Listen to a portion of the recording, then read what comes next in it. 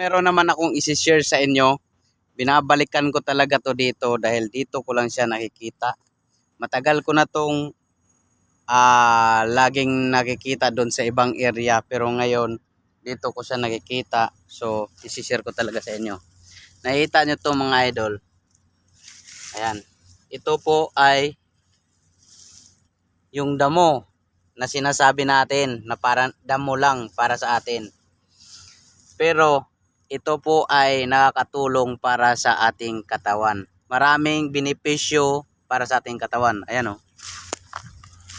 Kung kanina napansin ko na to, dahil dito lang sa katabi niya, ito yung isang ano, parang damo na may bunga na pinapakita ko. Ito naman yung katabi niya. Ayan. Oh. Ang pangalan po niyan mga idol is paragis. Ayan o, tabaw. Kuha tayo. Ayan o. Paragis. Ito po yung nagtitrending dati na damo na pinapakuluan. Kukuha ka lang ng marami nito, isama mo yung ugat.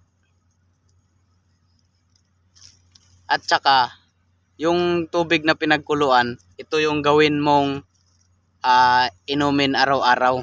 So, ayan o, marami dito. Ang pagkakaalam ko dito mga idol is ano siya, hindi na nakakagaling siya ng